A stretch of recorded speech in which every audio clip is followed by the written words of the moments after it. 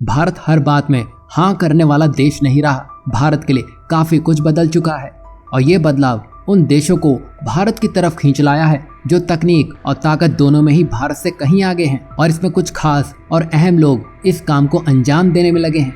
जहां भारत के विदेश मंत्री और भारत के NSA उन्हीं कामों को अंजाम तक पहुंचाने में माहिर है। यही वजह है कि भारत अमेरिका से साथ ही साथ फ्रांस से कुछ ऐसी अपडेट ला रहा है जो भारत की ताकत को जग जाहिर कर चुकी हैं।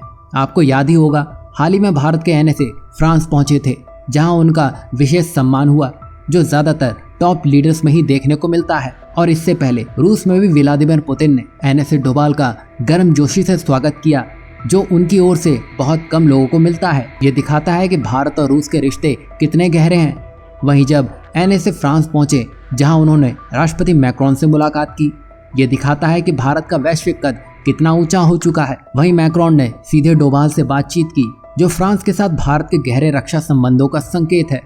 यही नहीं, डोभाल ने फ्रांस के विदेश मंत्री और रक्षा खरीद एजेंसी के प्रमुख से मुलाकात की है। मतलब भारत एक एक सीढ़ी चढ़कर उस मंजिल पर पहुंच चुका है जहां तकनीक से लेकर ताकत भारत का इंतजार कर रही है। जहां फाइटर जेट्स के इंजन, पनडुब्बी और युद्धपोतों को लेकर भारत फ्रांस के बीच बातचीत हुई है। यही नहीं, दोनों देश मेक इन इंडिया के तहत रक्षा उद्योग साझेदारी को आगे बढ़ाने पर सहमत हो चुके हैं। मतलब यहाँ राष्ट्रपति मैक्रोन से बात हुई और डील फाइनल हो गई।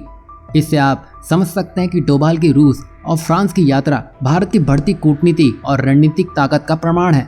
भारत अब एक देश या एक सोर्स पर निर्भर नहीं रहना चाहता है।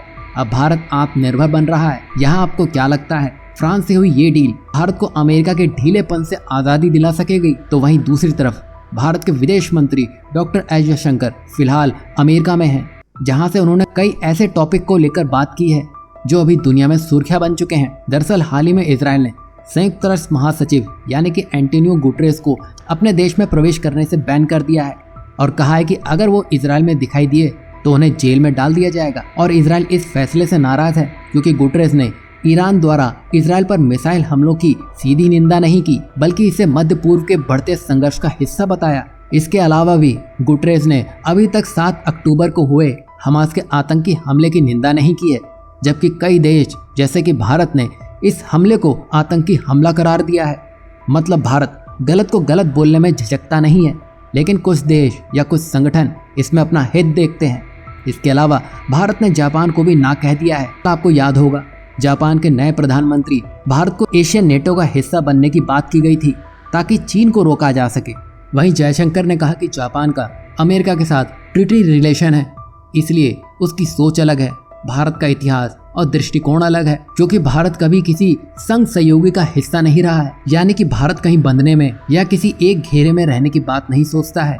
नेटो रूस के लिए बनाया गया, क्वाड चीन के लिए और मुस्लिम देशों का अलग समूह चलता है। G7 अलग है, UN तो अपनी अलग धुन में ही चल रहा है। मतलब कहीं भी स्थिरता नहीं है और नया नेटो बना लेना कोई सोल्यूशन भी नहीं है। वहीं विदेश मंत्री डॉक्टर एस जयशंकर ने बताया, भारत अब मल्टी अलाइनमेंट की नीति अपना रहा है, जिसका मतलब है कि वह अलग अलग देशों के साथ मिलकर काम कर रहा है, न सिर्फ एक समूह या एक देश पर निर्भर है। पहले गुट निरपेक्षता यानी कि नॉन अलाइनमेंट के दौरान भारत तटस्थ था और बड़े फैसले लेने में थोड़ा झिझकता था, लेकिन अब भारत सक्रिय रूप से फैसले लेता है और जहां जरूरत हो वहां सहयोग करता है। उदाहरण के लिए पहले भारत सिर्फ बयान देकर विरोध जताता था, लेकिन अब भारत समुद्री सुरक्षा के लिए अपने जहाज भेजता है। ये दिखाता है कि भारत अब अपनी विदेश नीति में अधिक सक्रिय, जोखिम उठाने वाला और रणनीतिक हो गया है। वैसे आपको इस नए भारत के बारे में क्या कहना है? भारत की नीति सही है? और क्या भारत ने जापान के नेटो के ऑफर को रिजेक्ट करके सही किया? हाँ या ना में अपनी राय जरूर दीजिएगा।